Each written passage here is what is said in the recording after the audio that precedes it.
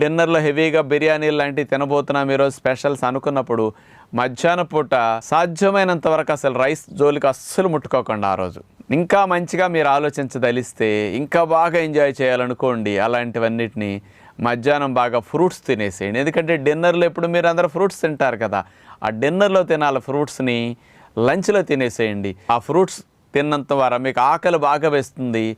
మంచి ఎంత డిమాండ్ ఉంటుందంటే శరీరం ఇంకెప్పుడు పెడతాడు అనిపిస్తుంది అనమాట. అలా కోరినప్పుడు మీరు ఎప్పుడు కూడా తినాలన్నమాట.